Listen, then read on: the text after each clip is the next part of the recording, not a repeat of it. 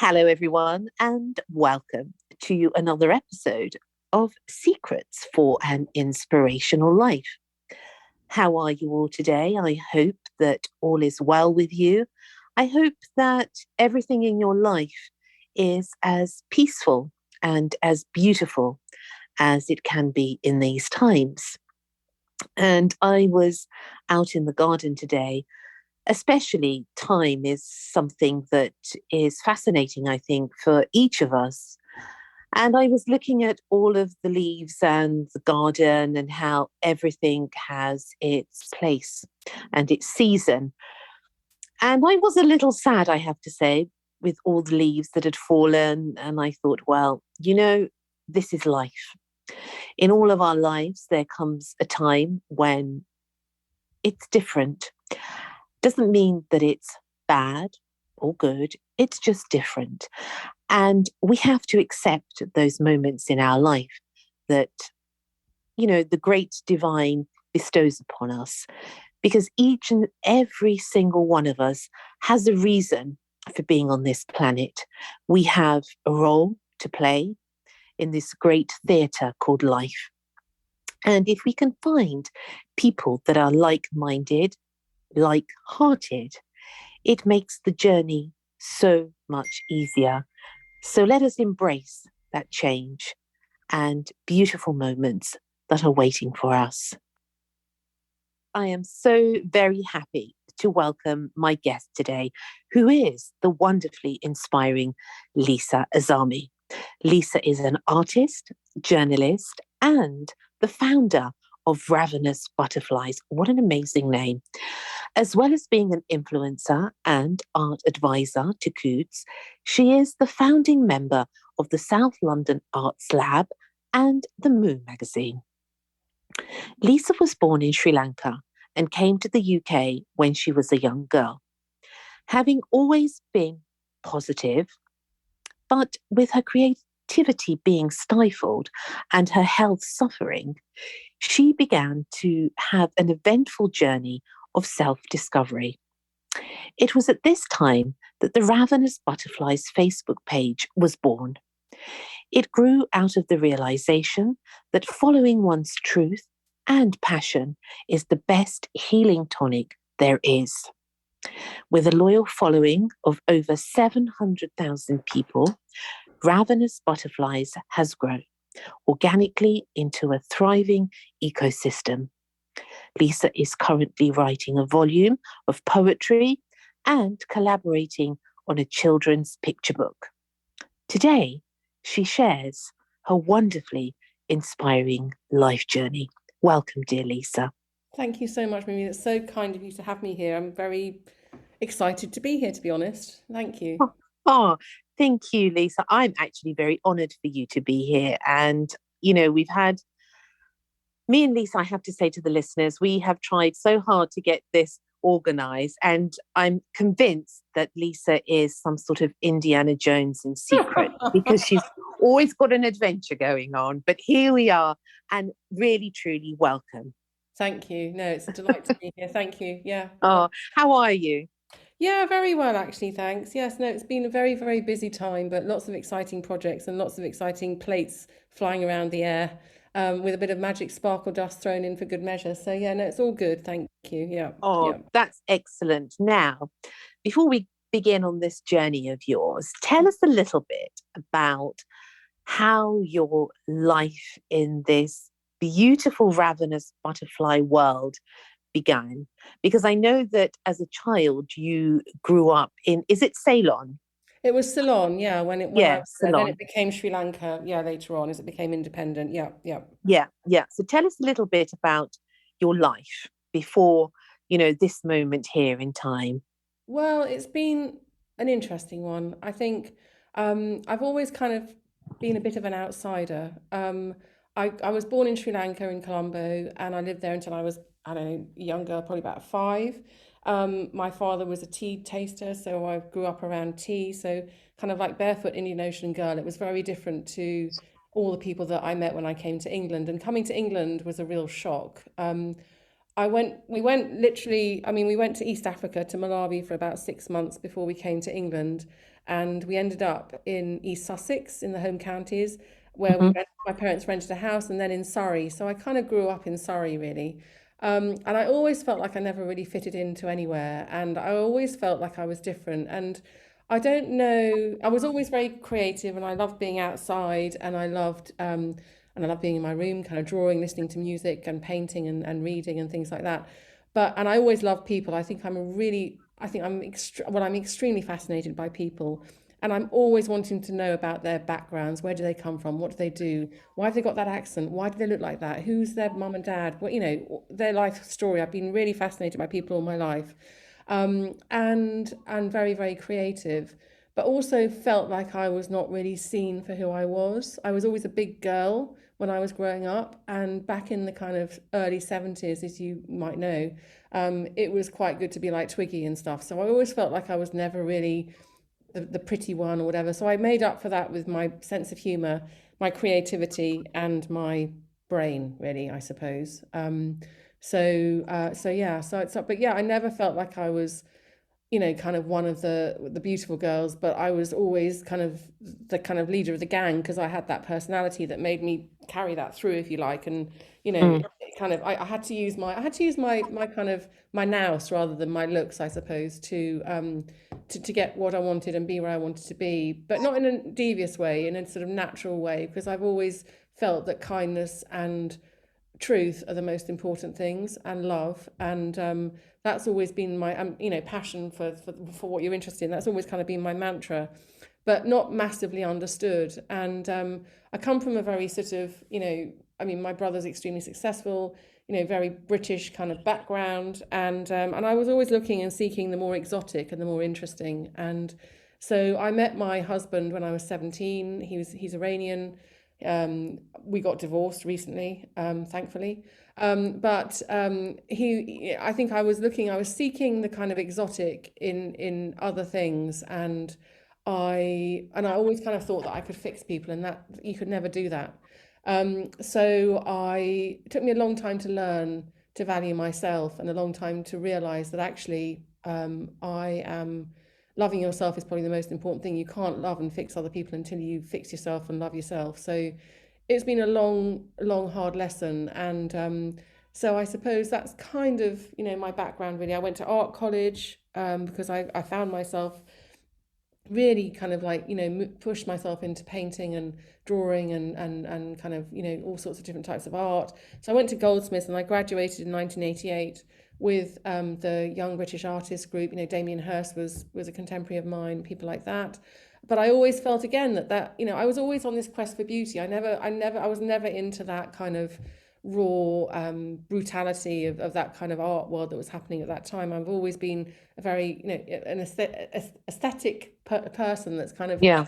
been on this quest for beauty. And I think that beauty really can change the world. And that might sound very simple and very naive, but what we've been through in the last couple of years with, with all of this lockdown and people being isolated and lonely, I really do think that if people put themselves into a place of beauty by just taking that deep breath and having that sense of awe about what they're looking at or what they're reading or what they're listening to, if it's music or if it's podcast or if it's nature, if they're out in nature, and connecting with that inner being within themselves. And that to me is the core of everything. And it's taken me 56 years to realize that, pretty much. So that's kind of then that's kind of like the seed, I suppose. That's my background, really. So yeah, I always felt like I was different, that I was sort of not really seen by the people around me. I was probably a bit of a fish out of water. I was kind of a rebel without a cause, but not a rebel in a bad way, a rebel in a I don't understand what you're talking about way, and you just don't get me. And Mm. that wasn't because I was doing anything odd or different or bad. It's because I just wasn't in the right fishbowl, you know. Yes. And this quest for this unusual and the exotic, is that something, Lisa, that began from a very early age, would you say? Absolutely. I always felt my earliest memories of being in the salon in Sri Lanka, with no, barefoot. I always felt like the flowers and the plants and the sky and the sounds and the smells and everything, I always felt like I sort of merged into them. And I always felt like I was this kind of being that was not really, was so super connected to everything around me, but not connected to the world of sort of machinery and, you know, man-made noise and things like that. I was really, really a free spirit. And I didn't really, and I had a nanny. I mean, I was, you know, my parents were, you know, they were working a tea. My dad was working with tea and everything. So it was very normal in those days, and still probably now. You know, had a driver, you had a nanny, you had a cook and everything, even though they didn't get paid much at all, you know. And we lived above Yeah. the factory in the tea factory in this big apartment, but we had all of this kind of like all of these staff and everything. So I didn't really see that much with my parents. But I learned to sort of swim when I was 18 months, you know, because we used to go to the swimming club every afternoon because it was so hot. And I can just remember in my bedroom, you know, everything was just the noise of all the bugs and the ceiling fan, and everything was hot and sticky, and the smells were so rich and pungent. And I really remember sort of feeling like I was actually part of all of that. So when I came back to England and it was snowing and it was really cold and all the houses were very close together and there wasn't anything colourful and it was grey and it was white and it was so weird. You know, I just felt so, it was, and I didn't see my nanny anymore. So it was like I had this person that was literally sleeping in the room next door to me with no doors. Kind of, I didn't see her again, and we never wrote to her. It was like a normal thing. My parents, you know, there was like, I'd lost, basically, effectively lost the closest person to me at that time, and I just felt like I was always in. I was always looking for that love and for that affirmation that it was hard for me to find in my life, you know. And do you feel that you have found that? Now, Yes. in myself, yes. Mm-hmm. In Yeah. myself, yes. And in my children, yes. But it's been a very, very painful and very long journey. And it's been very, very hard, you know. I had this idea in my mind when I was younger, you know, like we probably a lot of us do, teenager, growing up, 20s, whatever, you know, oh, I'm going to have this amazing life. I'm going to have my house with my kids and my husband or whatever, and da da da da da. And actually, I did have that, you know, and I did have lots of stuff, but there was um, a lot of damage that came with that. You know, I mean, I was very, very overweight by the time I was in my mid 20s. We moved to New York.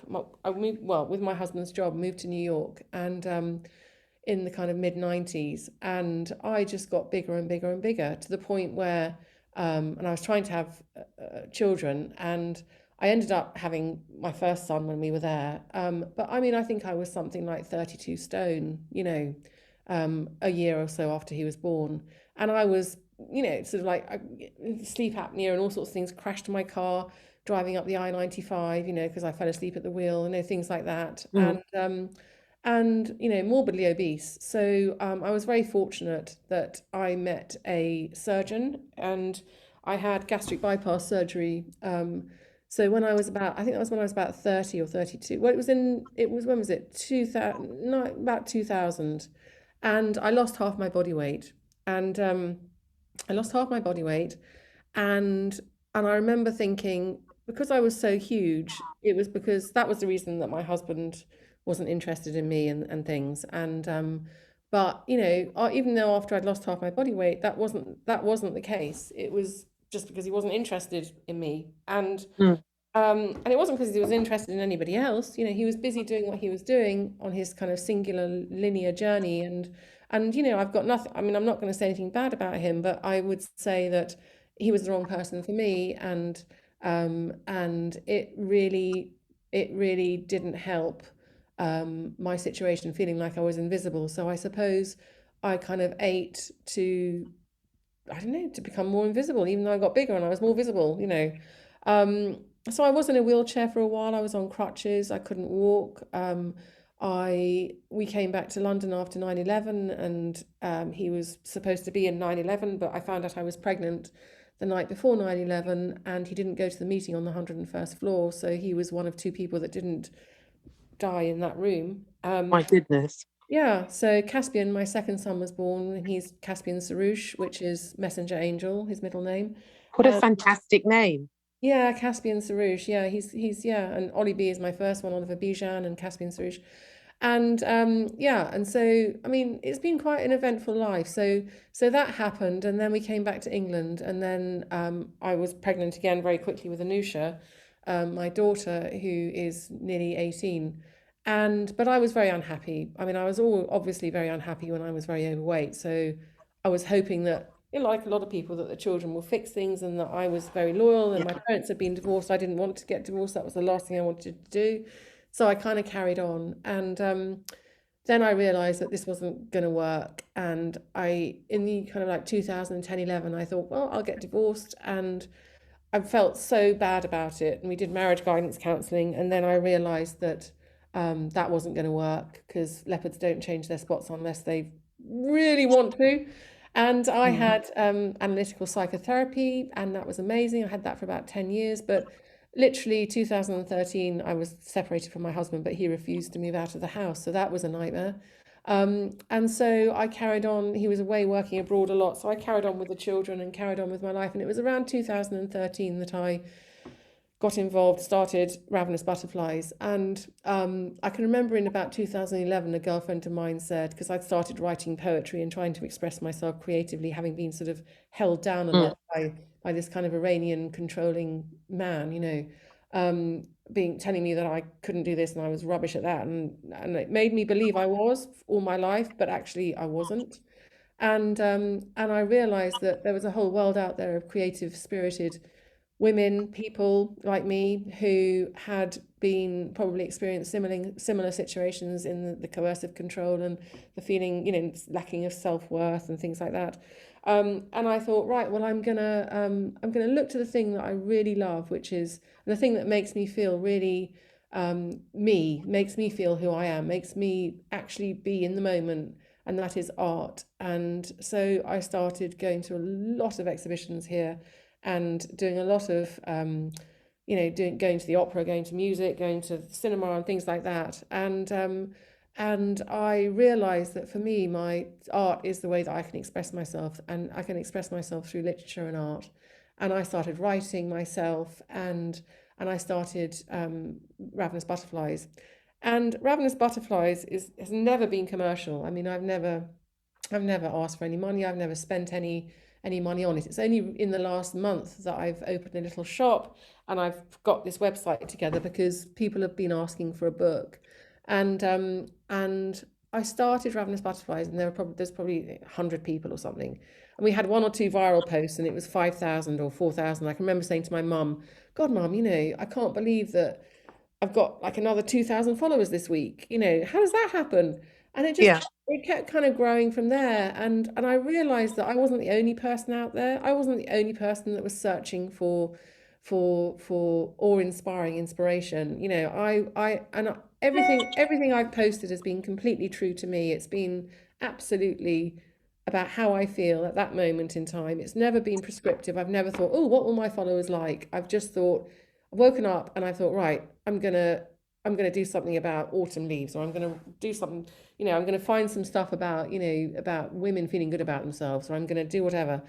And that's what I do. I sort of try and put myself in the mindset of, okay, if I open that page this morning, what would I want to see? And I've always done that. So it's always just been very, very honest and very, very passionate, and it's grown, and I'm really, really shocked, to be honest with you. I mean, I never thought that that it would, because I didn't, because it was just done purely for my own well-being. It's my form of therapy, really, if you think Yeah. about, if I'm honest, yeah.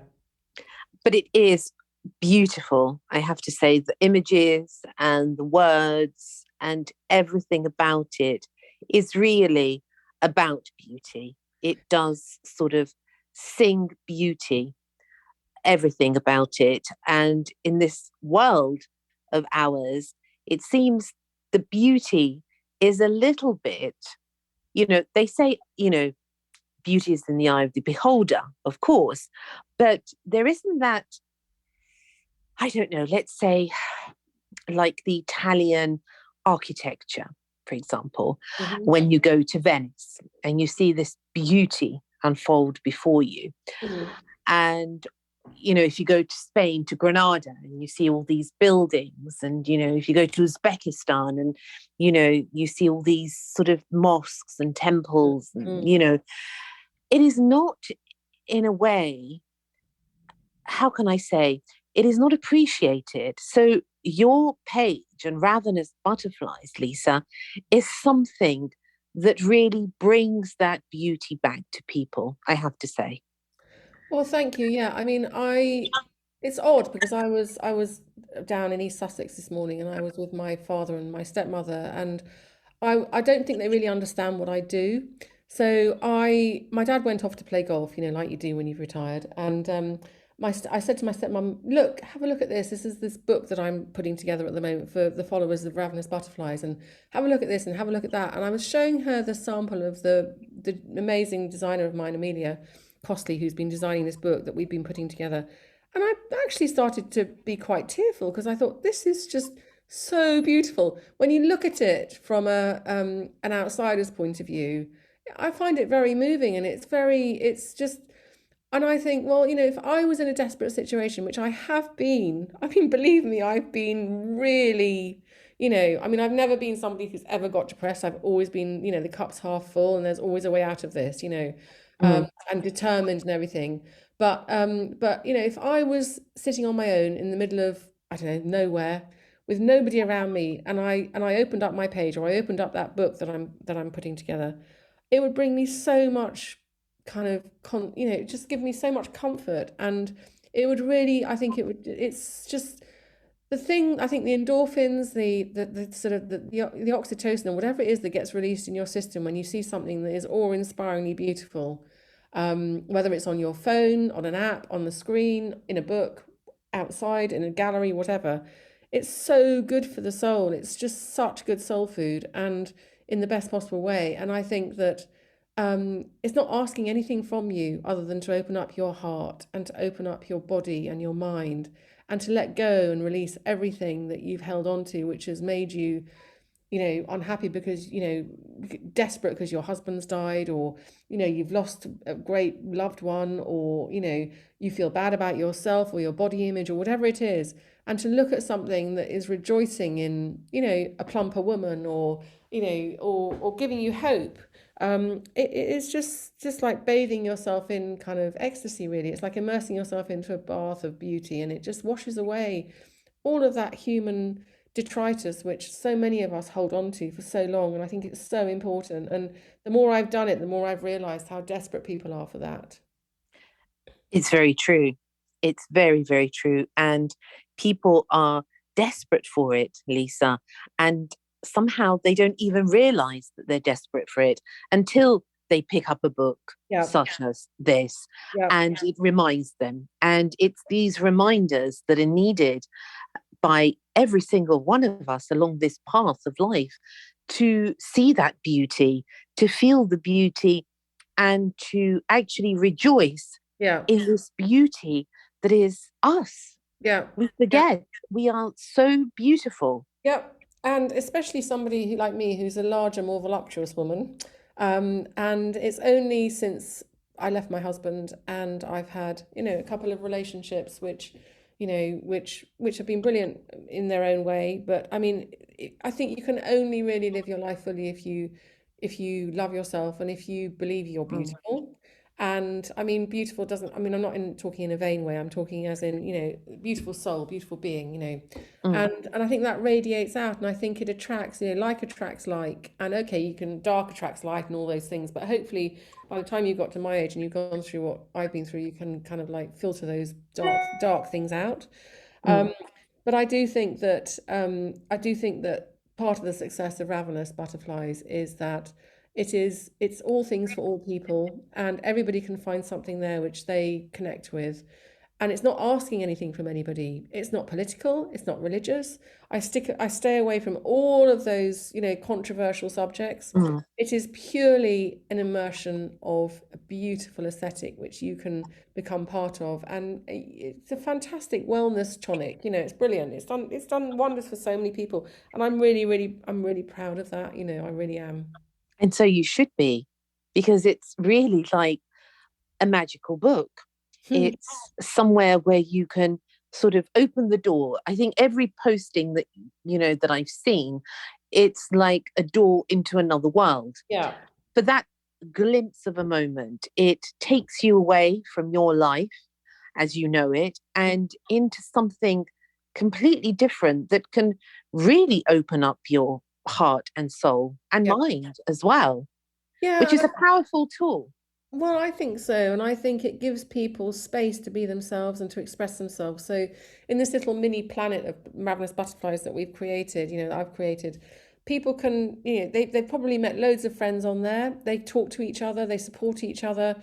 I get messages from people, saying, all sorts of things. If it hadn't have been for ravenous butterflies, I wouldn't have been able to survive lockdown. You're the only reason I'm on Facebook, all of that kind of thing.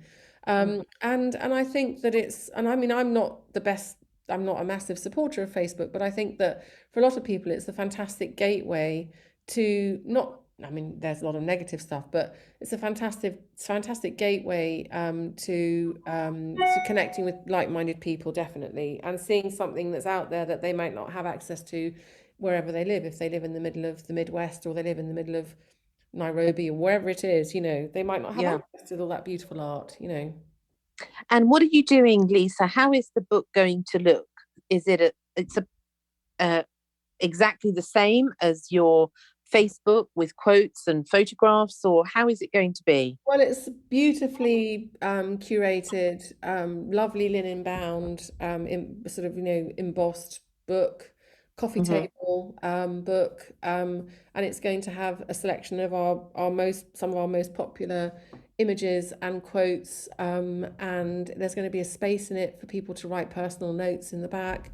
And it's going to have, a really good glossary of where all the pieces of art are. So if people want to go and see them or find out more about them, it's going to be kind of educational, but I mean, primarily it's just going to be very, very beautiful, but it's also going to be quite educational as well. And, beautiful paper. I mean, it's going to be a lovely thing. So it will be, gorgeous to give as a gift or to keep for yourself by the bed or whatever. Um, What a beautiful idea. well, we're also bringing. Absolutely. Thank you. Well, I mean, it's only because people keep pestering me to do it, and I just thought, oh, I better do it then. And and then I'm also bringing out. We're also going to do some very small little pocket-sized books on things like friendship and loss and love and Oh, they're very handy to have. yeah, so Yes. little books that people can put in their handbag or give to a friend or send in Mm. a card or something, as a little sort of token of love or appreciation. And so we're putting those together as well. So yeah, it's exciting, and this is an anthology, so it's going to be coming out. There's going to be a new one every year, um, Hmm. and something that people can collect. And I think it's just a really lovely thing. It's yeah, yeah, it's exciting. I think it's beautiful. And, I wish you all the best with that Thank because you. it's really so needed. So, so needed to have gentle reminders in our daily life of things that are important that, you know, we can actually forget. And in forgetting, we also sadly can forget who we are. No, I absolutely mean, I totally agree. And also with all of this nonsense going on with the American elections and COVID and Brexit and all the negativity that we get fed through the news and all Hmm. sorts of stuff that enter our kind of peripheral vision or are in or constantly in our living room or whatever. I think it's really important to counterbalance that with another reality, and this is real too. You can go and visit these paintings, you can go and step into a museum now, you can go online and visit a gallery and do a virtual tour. You can be immersed in awe-inspiring beautiful works of art, which really is what keeps civilization pumping along. We'll forget about the prime ministers, but we'll still have all that artwork and all those buildings and all the literature and all that music. That's what civilization is, and that's what's important. It's very true. It's very true. And it is a journey of self discovery, really, when you think about it. Because when you look at beautiful things and when you discover such wonderful works of art, for example, or literature, it is a journeying back to oneself. Now, what was that key moment for you, Lisa, that I suppose inspired you to start that journey back to yourself? Well, I mean, it's been a very personal journey because I knew that I mean when my children were young, and my eldest is 24, my youngest is almost 18. But when they were young, I stopped working because my eldest son was autistic, and I felt that I needed to help him as much as I could. I mean, he's brilliant. He's an artist. He graduated from Central St. Martin's. He's just had a solo exhibition in New York, which he's sold very well. I mean, he was born in the States, so he can go backwards and forwards, so it's great. But I knew that I had to kind of devote some time to them, and I think that the thing that really made me realize that I had to change was when I was baking and making brownies and lasagna for the entire school, Christmas parties and things like that.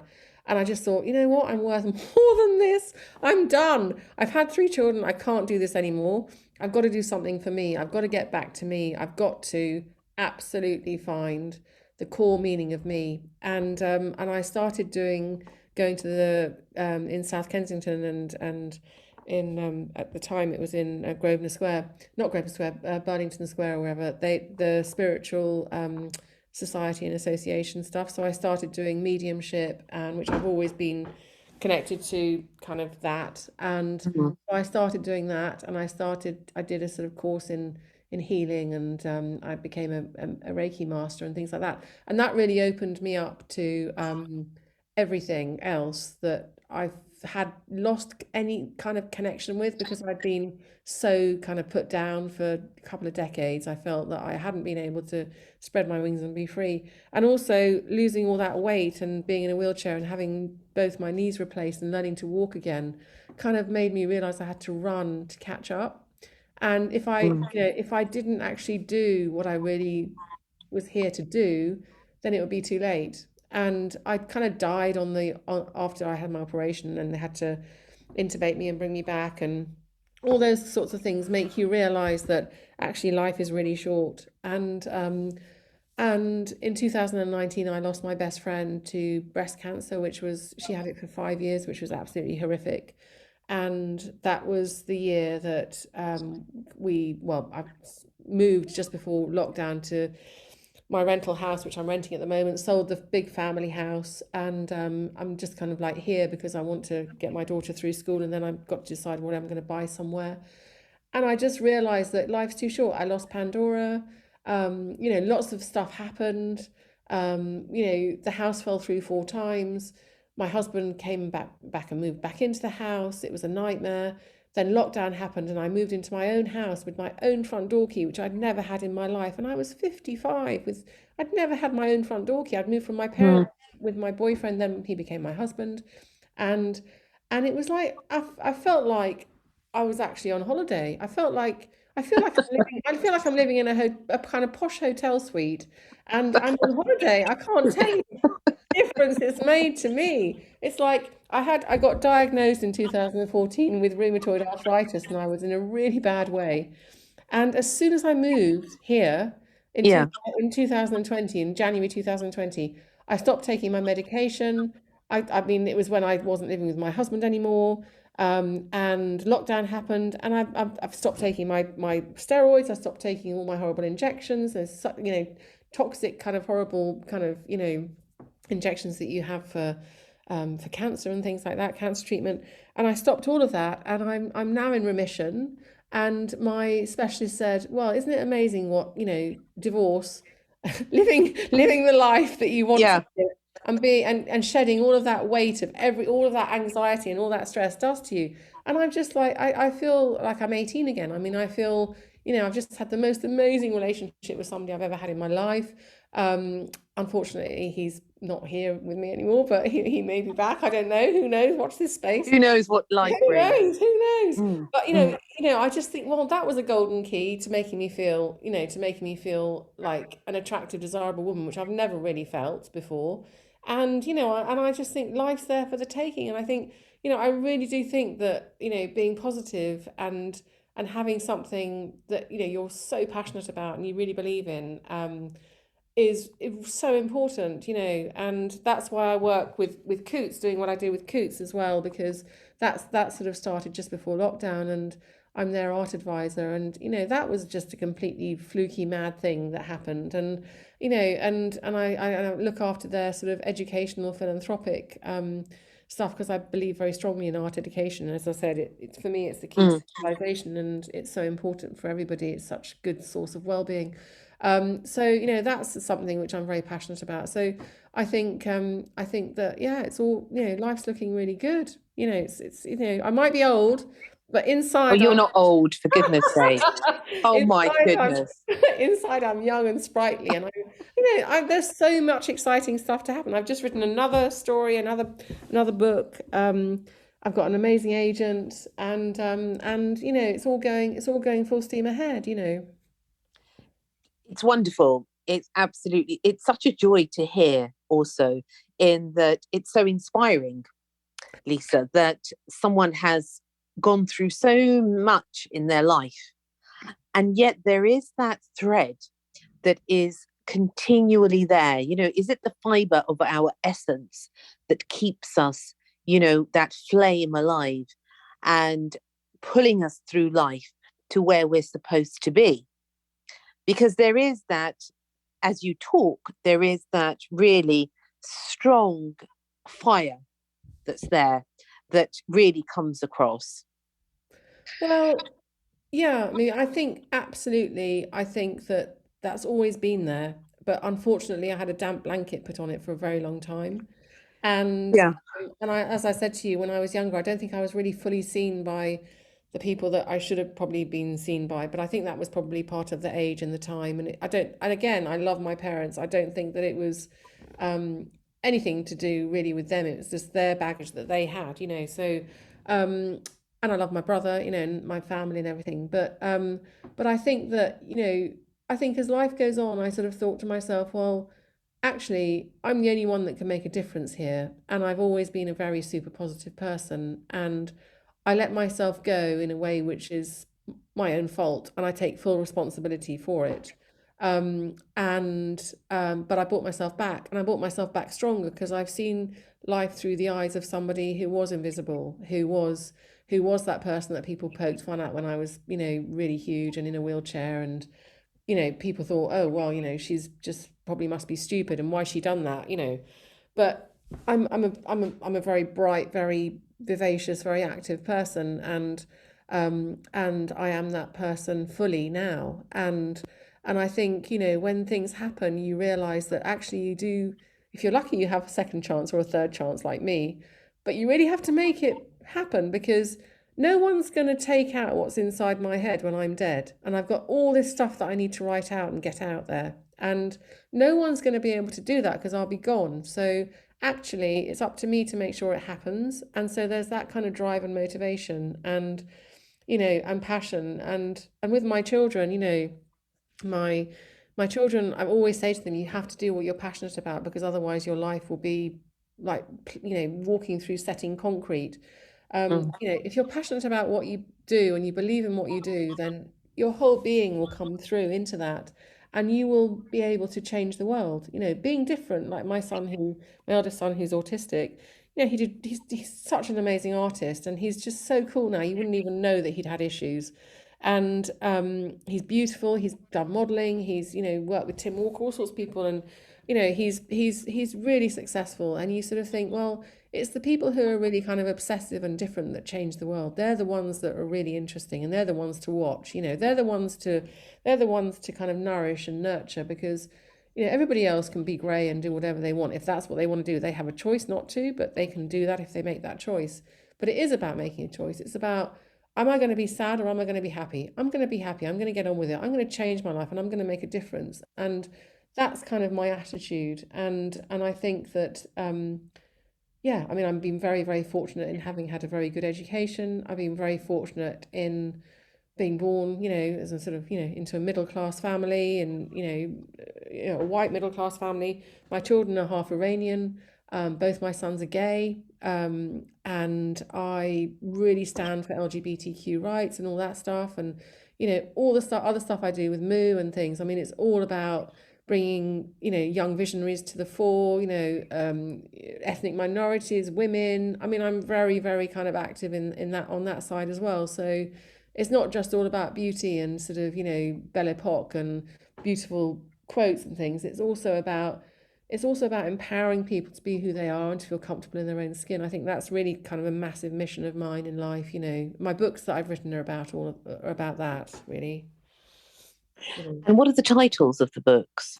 Well, I don't have titles yet, but one Ah, one is no, because it's really difficult. So one is about some curious creatures that come together after a huge storm, and they're all made of different things, like half fish, half wooden horse, that kind of thing. And mhm, they all kind of give each other the gifts to get themselves to this other destination. And the other one is really a love story between somebody who really doesn't feel that she fits in. It's basically my story, who really doesn't feel like she fits in, and then this kind of being from another place comes and gives her the gift of self-love, and she goes through her life, goes through her kind of, the story, coming to terms with that. So that's a story really for young readers and adults, I suppose. mhm, mhm. Inspirational story. So no, I'm just kind of trying to decide on titles. They're kind of with my agent at the moment. We're sort of trying to work on that, but they're written, and so And yeah. they're ready. They're ready, yeah, they're ready. So they're ready. So they're going off to well, he's gonna go off and do some pitching and things. So we'll see. So Mm. those are all things that came out sort of through lockdown, and also the big project of the Ravenous Butterflies book as well. So yeah, and Moo started, the magazine started in lockdown as well, and we've just done a year of that. So that's been And quite. what is that? Tell us about that, Lisa. What is Moo? Oh, Moo. Well, it's my one of my best friends, a guy called Youth, who's Martin Glover, who's one of the dads at school. My children, they were at Steiner School, two of them, and he's a musician and a music producer. So he's produced and worked with loads of people. He's still in a band called Killing Joke, but he's also produced Paul McCartney. He did all my kind of like the Verve and Dido, and I don't know, just loads and loads and loads of people. And he's very successful, and he's a really good friend of mine. He's kind of scooped me up through all of this, really, and has just, the kids are best friends, so we've always just gone and done stuff together. And Mm, he said, "Oh, let's start the we let's during lockdown." He was like, "No, just before lockdown, actually." He said, "Let's get the arts lab movement going again from the 60s." And I was like, "What do you mean?" He said, "Let's start an arts lab." And I said, "Okay." So we started South London Arts Lab, which has now got, I don't know, 600 members or something. And there's a lot of stuff that we did. We did two kind of lockdown festivals with that. He has a music festival in Spain at he's got this kind of recording studio and estate in southern Granada, in just south of Granada in the Sierra Nevada mountains. So I help him with that. I curate all the salon talks and have kind of supported him through that. And then he said, "Let's do a magazine." This is after the lockdown success of our festivals during the COVID thing. So we started this magazine called Moo. We had Jarvis Cocker was on our front cover for the first one. Then we had Pam Hogg, and then we had Jimmy Courty from KLF, who did the cover for our third one. It's quarterly, and then we've just had Lee Scratch Perry, who passed away, on our last cover. And it's just really and really it's very opposite to Ravenous Butterflies in terms of its content, but it's very mhm, much the same ethos in terms of its, let people be comfortable in their skins, get some really interesting brains and heads to talk about very kind of philosophical topics. We've got lots of music, art, literature, poetry. We've got eco stuff. We've got food. We've got music and album reviews. We've got book reviews. We've got all sorts of things and sort of features. So it's a really interesting magazine, and it's kind of become quite cultish and quite collectible. And we've got some amazing people involved. So it's very cool. So I'm editor of I that. think I think you should be very proud of yourself. I think what really, my It's mad. goodness. It's mad. I mean, it's a print magazine. It comes out, it's published Yeah. every quarter. We've been selling really well. You can find it online. You can find it on Facebook and Instagram. It's beautiful quality, lovely, lovely paper, very creative, lots of amazing contributors. I mean, we've been so fortunate, and being very well connected, all of us, but having a lot of support from a lot of people, and it's just brilliant. I mean, I'm really, really enjoying that. So yeah, that's brilliant. And you mentioned love and Love beauty. and beauty. Yes. Yes. Tell me more about love and how you rediscovered that love in your life? Well, love is a very strange phenomenon. I don't know. I'm not still not really 100% sure what love is. Um, I think about it quite a lot sometimes, well, not all the time, but sometimes I think about it. Um, I think that love is can be quite ephemeral and but if you're looking at it as if I was going to sort of put it into a list of ingredients for the makeup of somebody, if you're going to make a cake of Lisa, for instance, or Mimi or whatever, Mm.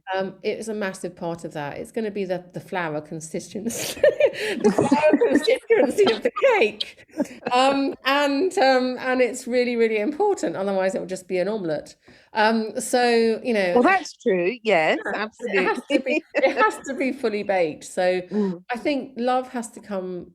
I think one has to really learn how to love oneself and to not be too hard on ourselves and to be to really just give ourselves a gentle hug every now and again, because I think it's really important to remember that, and this is a lesson that I've learned, that actually, which is what I said earlier, you can't fix people. And really, love has to be fed as well. You can't just give love, you have to get love back. It's like a petrol station in a car. You can't just keep running and then run on empty and not have it filled up again. We know Mm. that from the petrol strikes we've had, but I would say that that's really really important. And I think I've only really learned what love is this year. I mean, well, no, since I moved here, so probably the beginning of last year, I've learned that I have to love myself, and I sort of kind of semi blamed my children when my marriage was, when I was unhappy, and my marriage was, I knew that I had to do something about my marriage, and I wasn't happy in my marriage for a good 2 decades really. I should have really, as I said, it was nothing really. I mean, my husband and I are just different people, and my ex-husband and I are different people. And I think, I should have been strong and done something, but I've got 3 wonderful children and I'm very proud of them. And that's kind of my sort of the stuff that I got out of that and the lessons that I learned, which I've taken on board. And I don't feel bitter. I feel very encouraged by the fact that I've learned a lot from my mistakes. And I think that love is, well, first of all, learning to love yourself, which is what I've sort of began to do when I moved here.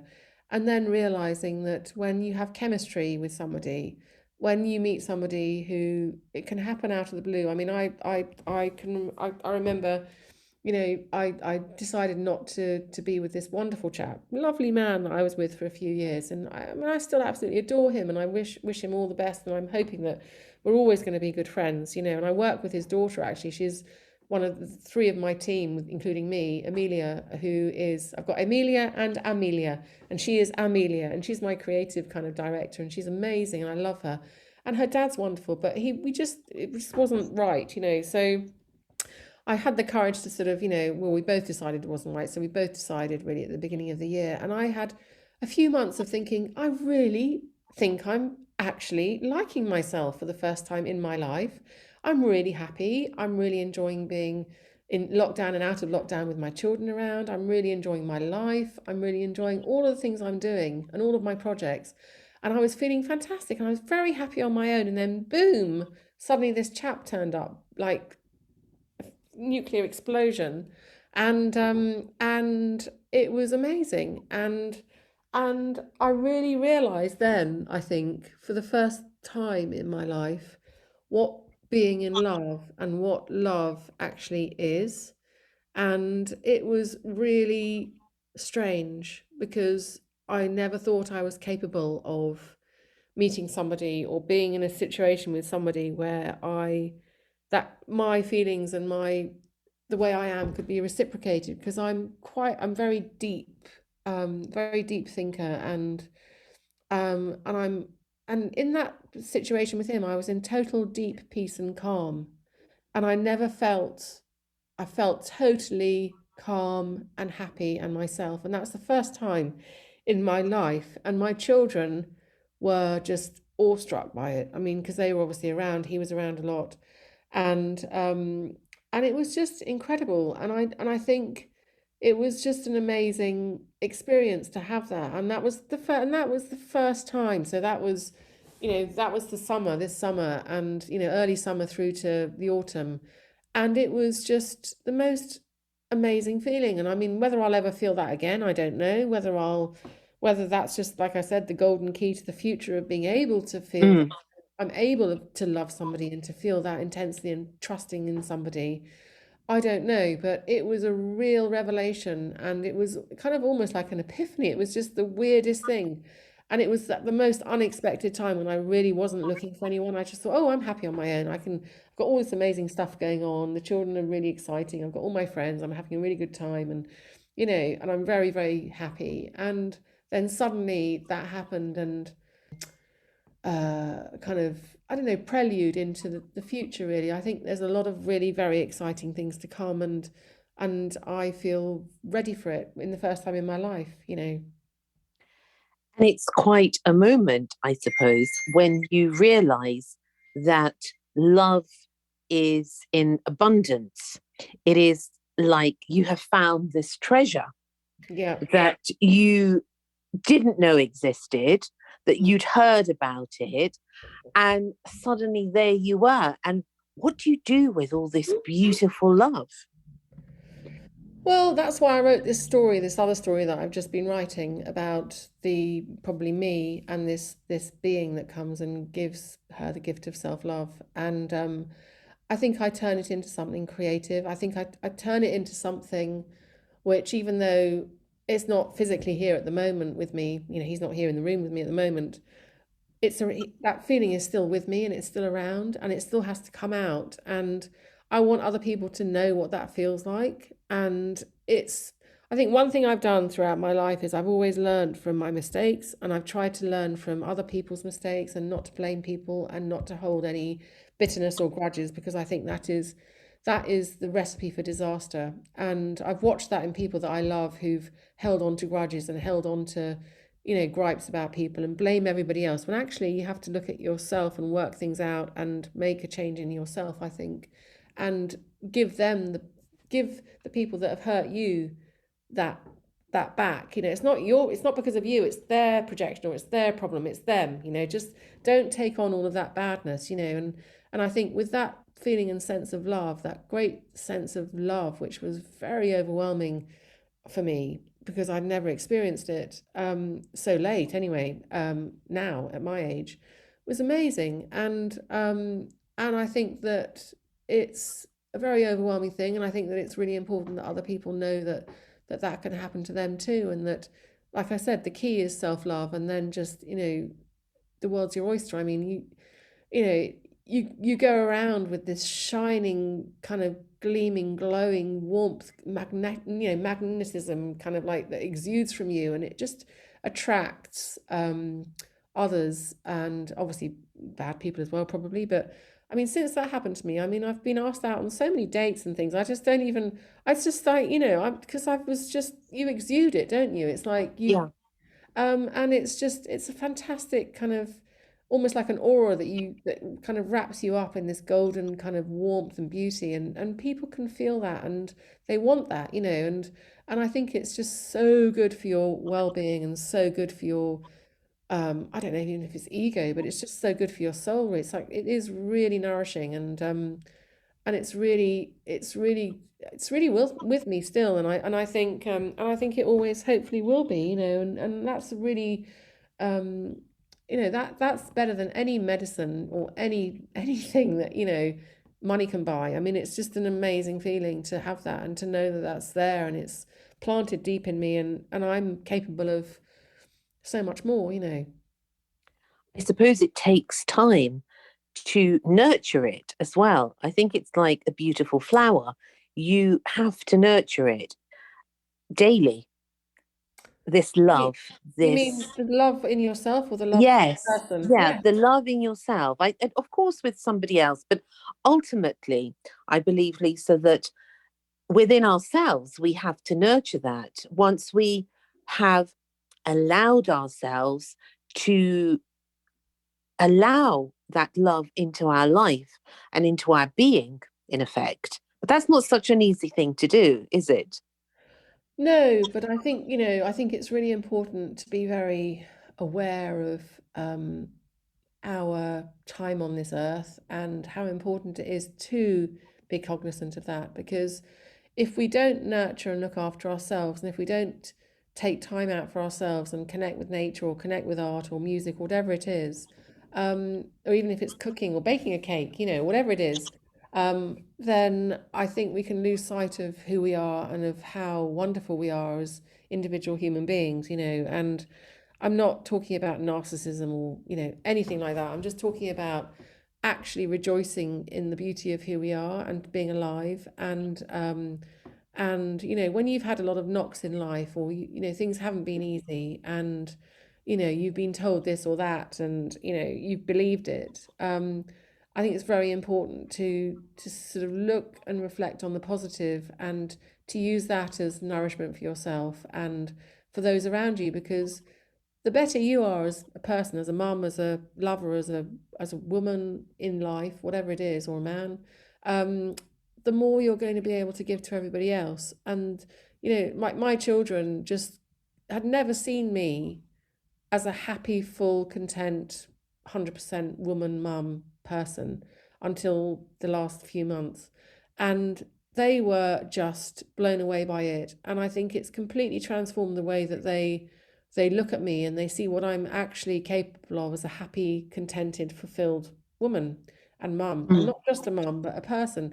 And they're very proud of all the things I'm doing as well. I mean, they I've got this little online shop, and they use the tote bags to take their work to school or to college and things like that, and they've got little phone cases and things. And I think it's really good for them to see me not just as their mother, but as a sort of, sexual being, as a woman, as somebody who has feelings, and who is capable of happiness, and who can be with somebody wonderful. And they never saw that before, so I think it's been a very positive journey for them. And yeah, I think I think it is really important that you don't lose sight of keeping that sort of fire stoked, and keep it going. And I think by doing the things that you love, and by putting yourself in, in beautiful places, and reading and looking at the art, and reading the books, and reading, and listening to the music, and going out, like I said, into nature, and reconnecting with yourself as a person, to the core,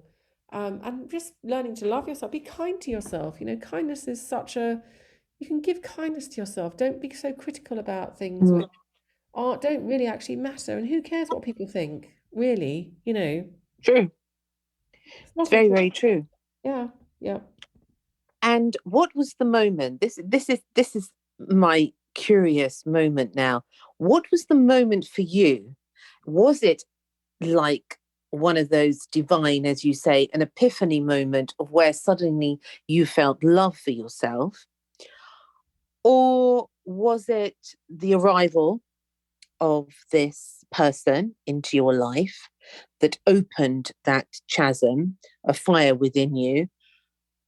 What is it? What was the pivotal point, Lisa, that suddenly you realized that you had love?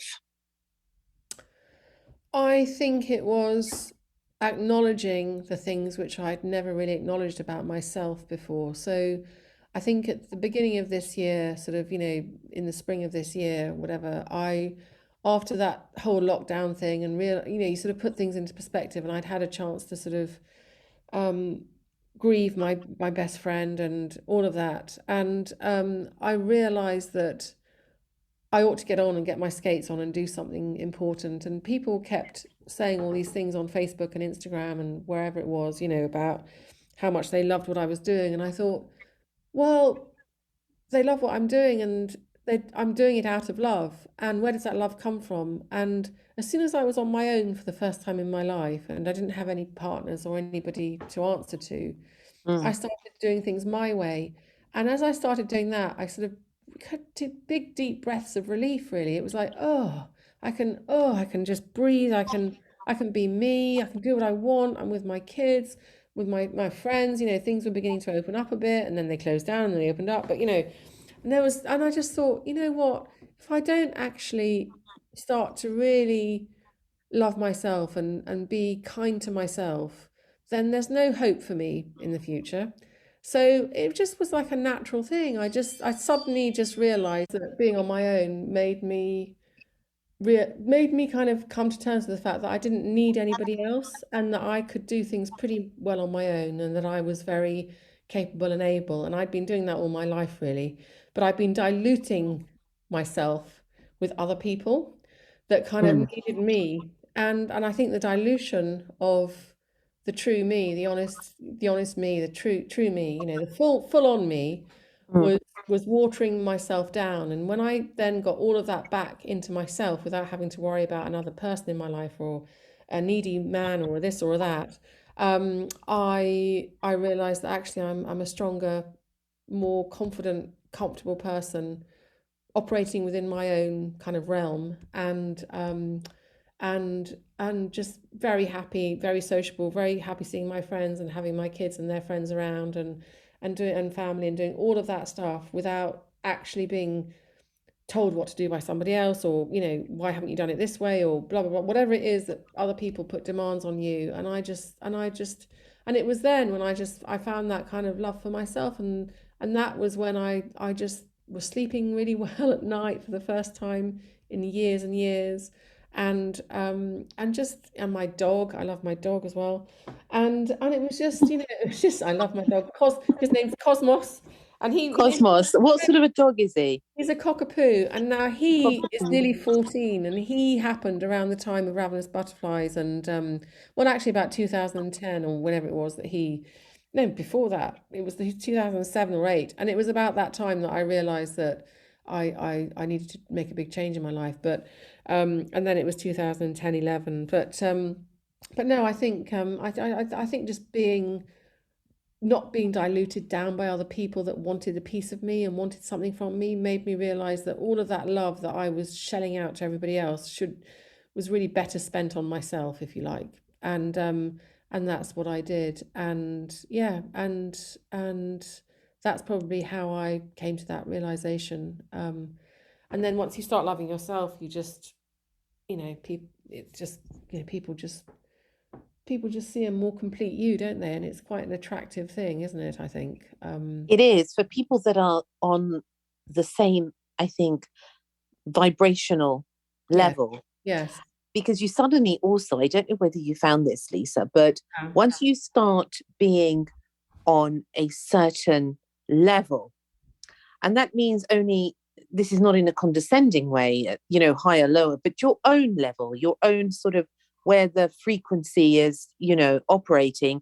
Yeah. Those people that cannot stand that frequency for whatever reason, they're not ready or it sort of doesn't play in the same sort of symphony as theirs, Yeah. they start to leave your life. And the people that are more connected to that music within us start to arrive.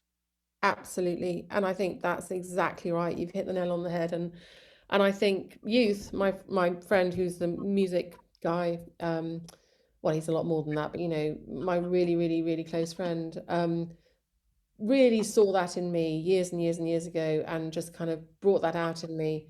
And all the people I've met, either through him or through friends of friends or through all of the projects we've done together, have all been so much more significant and on that vibrational level that you're talking about, which is so much more heightened than Mm, just, and I'm not putting people down, I'm just, than just, I'm just, I live in Wimbledon, and there are a lot of kind of yummy mummies here, and I can remember being quite a large voluptuous woman. I don't do things like fit club, and I don't do all this kettlebells and running and triathlons, and I don't do that. I do kind of art and nature and beauty and take my dog for a walk and enjoy the leaves and the flowers and mm, the seasons and things.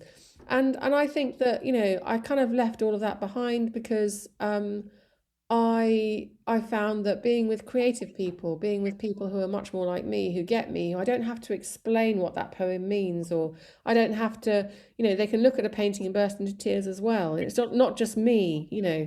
Um, and I think that that's so important for people, us as humans, to be able to resonate, like you said, on that vibrational level, whatever level it is. But you can Mm, hear the same music, you can smell the same smells. You don't have to explain. It's just there. And I think that's once you get to that, and I feel like I'm at that point now in my life. I mean, I've got this amazing Amelia, I've got these two Amelias, but this other Amelia with an E who is a fine art graduate, and she was started as my intern, and she's now working for me full time. And she is just unbelievable. And we don't even have, we're both very different in what we're good at, but we both just, we synchronize. There's so much synchronicity, and we're both completely on the same vibrational level, and we're both Mm. really conscientious, really hardworking, and just really get each other. And it just makes life so much easier. Yeah. And it just means that everything's possible. It's like everything is possible. My ex-husband was always, what's that about? You can't do that. You can't do that. You can't do that. And I'm kind of one of these people, you can do that. You can do that. Oh yeah, I get that. Maybe that means that. That's really interesting. And I just think being around people who are more like that is where I am now, and it's just so amazing. It's just an absolute revelation, and I think finding your tribe, which I kind of call it your tribe, Yeah. is so important. And you were talking earlier about when we had our chat about how talking and storytelling is really, storytelling is the ancient kind of, way that people communicated. And I think it is. And I think having your story and passing that story stick, the big stick to the next person, Yeah. and having them open their hearts out and being able to be themselves, truthfully themselves, that is what life is all about. And having those people around you and being in that same tribe with those people is the most exciting and rejoiceful thing of all. I mean, it is amazing, and it's just wonderful. It So is. And having those people that, as you said, you don't have to explain yourself to, it's just a very easy dance of the souls. absolutely, and there's nothing to explain because you're enjoying Mm. that dance and you're already there. Yeah. So you're already one with that person, and that is so good. And and I think that it just brings you onto a much higher level, and it's just it that's when serendipity happens, and that's when things kind of start to fall into place, and you think, well, that's weird. How come they knew that, or that happened, and that happened, and that happened? And it's all things kind of slot, and everybody knows everybody else, and it's just weird. And I think it's all for a reason, and I think that it's because of the hard work, and because of it was very karmic, isn't it, as well? But it's very sort of it's very reassuring that hopefully somewhere there's something good happening. It's Oh, like, oh, absolutely. I mean, I remember I had a school friend, and I was very young at the time, and we just begun school. She didn't, well, she wasn't really a school friend, but it was around that time, and mm, we used to adore phoenixes, and we were absolutely in love with having a phoenix, and mm, we did little tours around the village looking for the phoenix. And mm, mm. somehow she convinced me when we spoke a while back that we did actually have a phoenix. I'm not convinced of that, but A pet she phoenix, think obviously. yes, she convinced me that we had it and we hid it in the cupboard and all of that. But I'm going with that. Why not? Mm, And you don't have to explain. It's like I don't have to explain that I had a phoenix. exactly. It Because is you had, just because as you it had is. one. Yeah, exactly. Exactly. It's just Exactly. this ease as well, Lisa, that you don't feel constricted in your spirit Yeah. around people that don't understand. And that's fine because they're just not your people. They're somebody else's people. And that's absolutely fine because we need absolutely those people to exist. We need to exist. But as you said, that tribe is also on a much different level in the sense of we can communicate on different waves. Yeah. Yeah. It's right. You're right. And I think there are tribes for everyone, and I think that Mm. everybody hopefully feels the same about their tribe, and they feel they belong, and they feel the same as what we are talking about. Mm. But yeah, for me, it was a massive relief to find my tribe and to be a major part, to be kind of like, a big part of my tribe. And I think my tribe being obviously a lot of those followers and Ravenous Butterflies, they're part of my tribe. There's lots of them. But then all my very close friends and people that I meet, yeah, I mean, it's just so beautiful to have people like that in your life. and and to know that really anything is possible, and that they've got your back, and that they love you, and that you love them, and that we can do anything, which is why these things have happened. All of these things have happened, like a bit like the phoenix coming out of the flame, out of the ashes. With Yes. Moo and with South London Arts Lab and all of that stuff. It's all happened because of recognition, because of love, because of belief in each other, and because of creativity. And it's really important. And because of love. I mean, All about love. it's all about love. And I think that's ultimately the answer, the question, the everything, the, the essence of why we are here. And Yep. when you spoke about, it was so simple actually, but I will remember that when you said, well, it's a cake and it's the flour. And Hmm. if we didn't have the flour, it would be an omelette. And that is so simple, but it's the Hmm. truth.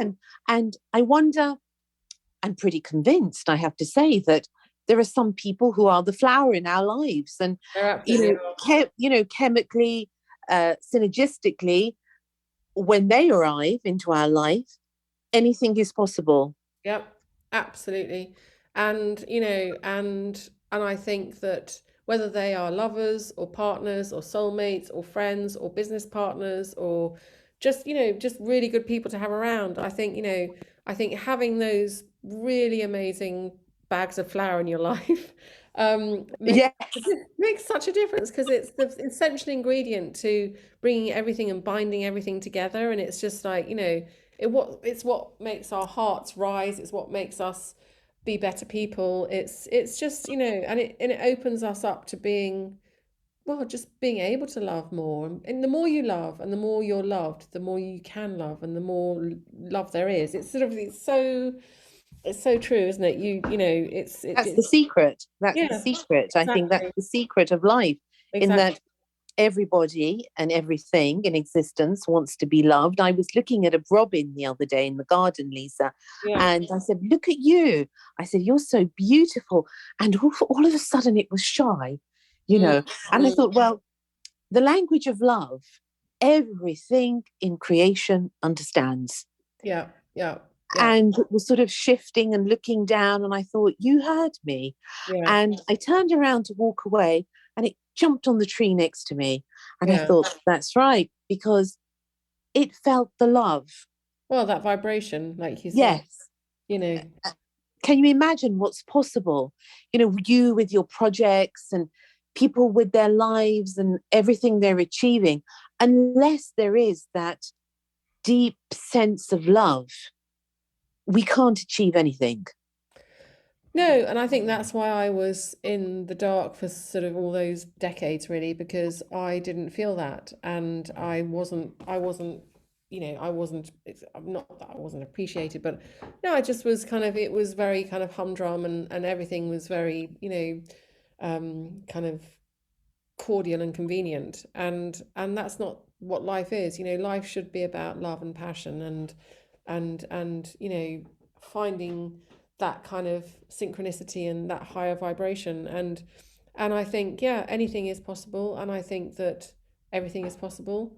And I think that I've got so much more to give, so much more love to give, and so much more, so much more growth that can happen. I mean, I've certainly only just begun my journey, and it's very, I think it's extremely exciting, and who knows where it's going to go. But I mean, I think it's, yeah, that little I robin. think it's wonderful. Yeah. I can feel your enthusiasm and this love that you have that is emanating, which is wonderful, because not only does it fulfill your life, everyone that you come into contact with now is going to be touched by that beauty and love.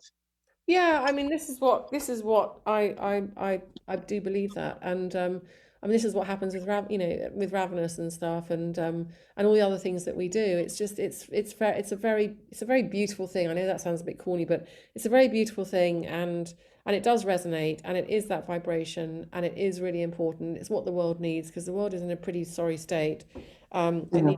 needs a lot of healing, and it needs a lot of love from a lot of people, to make a change. So, that's very, very, very important. It is the key. It Definitely. is the key, and you have the key, and we all have the key. That's what we have to realize. Just got to We put it are in the door. exactly. We're all capable of it. We're all capable Mm. of making that change and making that change in ourselves and being that love and being that loving yourself. I mean, just making a change in your life, even however little it is. It's little steps, tiny little steps that will get you all the way around the world. Little acorns come great oak trees or whatever. I think it's just really important to realize that it's not always achievable all at once, but if you make little changes and True. Yeah. you're courageous and you follow your fire, be courageous. I think that's, just you only live once, just make the most of it. That's what I would say. And once is enough. Once is enough. Yeah. Once is enough. Isn't Oh, it? yeah. If we're doing what we have been created and why we're here on this planet, Yeah. Yeah. once is more than enough. Yeah. Yeah. And it's important to get it out of your brain because no one else is going to do it for you. Just get it out and onto paper. Just be Yeah. creative. Just get that paintbrush out. Just get that pen out. Just dig a hole in the garden and start planting your bulbs. Whatever it is, just Yeah. do it. No one else is going to do it. You've only got yourself to depend on. Absolutely. And leave a legacy of love. Exactly. Exactly. Write those letters to to the people that you wish you told them that you loved them and all of that stuff before it's too late. It's really important. Very true. It's very important. Very, very true. What wise words, Lisa.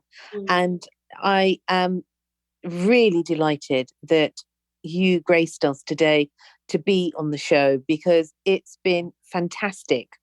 And I have learned so much, I have to say.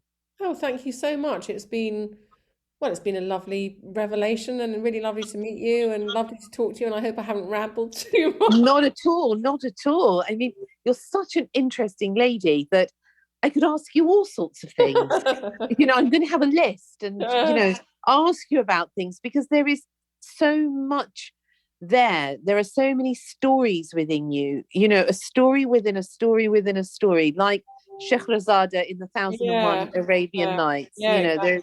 There's A so much lot. there. There's a Yeah, lot there, and it's only just begun. It's yeah. only just Only begun. just begun. I think there might be a song in that. I think there might be. Now, Lisa, where can people find out more about all your wonderful things? Well, they can go to my website, which is www.ravenousbutterflies.com. They can go to my Facebook page, which is Ravenous Butterflies, and Instagram the same.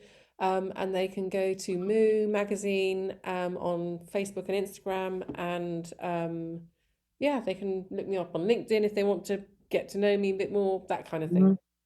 Wonderful. And I always ask my guests this a couple of lines of something that is, Sorry, go on. uh, Sorry. I have to say to the listeners, Lisa has been very brave because she has had a very bad cough Yes. and you made it. Well, I'm sorry about that cough, but I've had this battling this chest infection cough for the last couple of weeks, and it's been, yeah, I'm almost there. So yeah, yeah. But you were very brave to come on today, I have to Thank you. say. Thank you. Yeah, really, really. And if it's not too taxing for you, a couple of lines for people out there that are struggling at the moment or trying to find their reason Yeah. for living, in fact, Yeah. what would you say? I would say always look on the bright side of life. Always be positive. Look to yourself because the answer is within you. Like I said, write it out. Write letters to yourself if you're upset or you're cross with somebody or cross with yourself.